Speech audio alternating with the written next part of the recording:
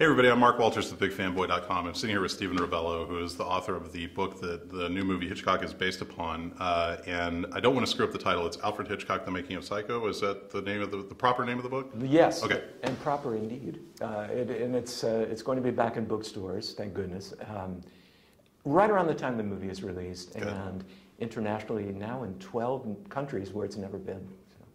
Yeah, well, and it's interesting because, like, I'm a big Hitchcock fan myself, and I was really looking forward to this. I know this is something that has been in the works for a while, like, because I remember first reading about this, was it 4 years ago or 5 years ago, or how long ago has it been? It's actually about 8. 8 years. Okay. It was first going to be an A&E miniseries at one point, and then it was at Universal, it was at Paramount. So, you know, the movies about grown-ups, I know that sounds like a terrible cliche, but they take time. They just take more time. Yeah. There was no real room for CGI or 3D or any kind of like trippy, cool stuff. This is really a story about, you know, emotions and people making a movie in 1959. So yeah. You know, there are a lot of challenges, and for me, although I'm really proud of my book, and I'm so happy that so many people have gotten so much out of it, and that it's the basis of this film. But I never thought that book should be what the film is. I thought that we should tee off from the book and tell a human involving relationship kind of story that is set against the making of the movie. You know, personally, I'm not a big fan of bio movies, particularly when they try to encompass someone's whole life or a decade. Yeah. So, and I have so much respect for Hitchcock and his talent and his evolution as a human being and as a talent, that I didn't want to do that, you know, kind of wide swath approach. I really wanted to, you know, let's do a clean cut. Let's do something sharp and small during the making of the movie, but let's let it have implications that are wider. That Hitchcock was a genius, quite clearly, but he was also a vulnerable human being who had some issues and was self-conscious about certain things and overconfident about other things, and always had this counterweight of Alma Reville, who was his life partner and his wife, and his, I think his best critic, frankly, because she never took any nonsense from him. She knew what was right from an audience's viewpoint. She was really brilliant. She truly was the woman behind the man. And you know, you bring up an interesting point, because I think sometimes people look at someone like Hitchcock and they call him like a controversial figure. But you know, if you turn a lens on anybody's private life, everybody's a controversial figure to a certain extent. So it's really just a matter of what is that thing that makes you interesting to everybody. I wanted to ask you also, because you did one of you did the last interview with Alfred Hitchcock, and what was something maybe that you observed in that moment? I know you talked a little bit about this last night, but maybe things that people aren't aware of. Like, was there like one thing that stood out to you that made you think, like, I never would have saw that coming from Alfred Hitchcock?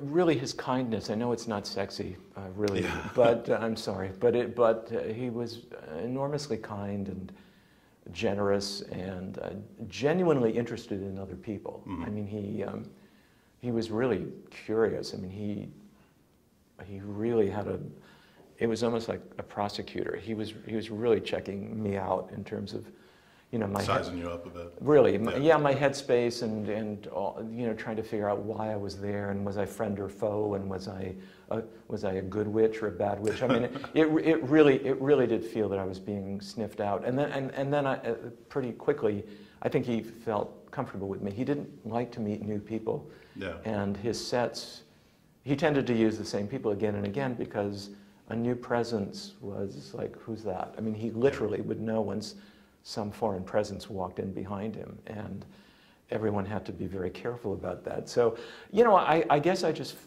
was surprised by his humanity. It was that clearly a genius and clearly a brilliant mind, and someone who was, you know, telling me about a movie he was going to make completely in pictures, and I saw it, I heard it, and you know, he still had it. Do you know what I mean? Even at that age, and not, you know, certainly not in the best of health. That mind had the capacity to make another film, but the body wasn't able to. Well, there's that public persona, I think, that everybody had, the perception of him as being this very man of mystery type of thing. But even in like something like the Dick Cavett interview, you can see the fun guy seeping through a little bit. It's just he's trying to restrain that so much, I think. But and also I wanted to talk. You mentioned how Anthony Hopkins was so passionate about playing this role.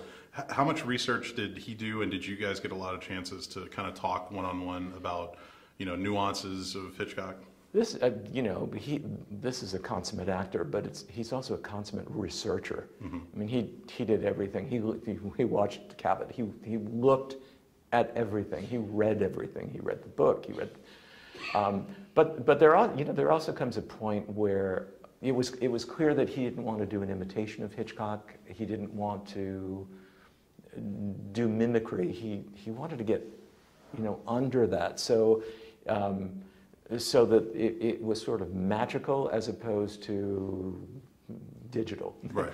You know, let me get at his spirit. Let me get at his essence. And you know, the script is really pretty specific and not much different from the film. And so there are a lot of, you know, for a really great actor like Tony is it's there. I mean, he doesn't really need very much. Yeah. And then you put him in a room with Helen, as we, you know, in that first script read that we did.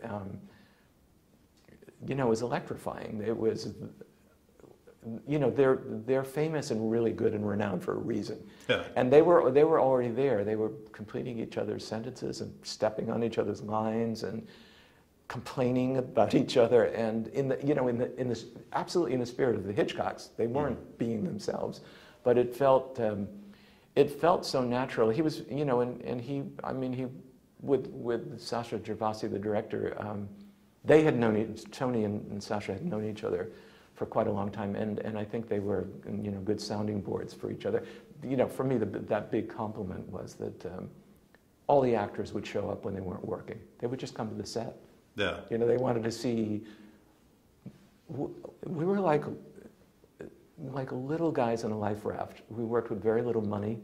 We shot in 36 days, and everybody felt we're doing something special, and let's try to get it as right as we can. Yeah. And so there was a real. I mean, it's almost like doing theater. Yeah. There was a real spirit of we're real little guys here. I mean, they're really famous. Well, and to a certain extent, art imitating the real life situation. Absolutely. I know we have to wrap this up, but I just wanted to ask you real quick, because you did sort of touch upon something last night. I don't know if you were supposed to mention it. Next project? Can't talk about it? There are a couple of projects. One of them I can say, two of them I will say. One of them is Mr. Hitchcock actually gave me something during the interview. And he said, take this. And I haven't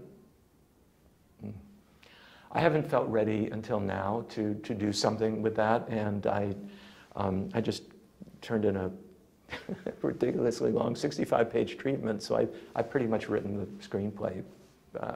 And it is, it's a psychological thriller about two very, very dangerous people who may or may not be crazier than the other.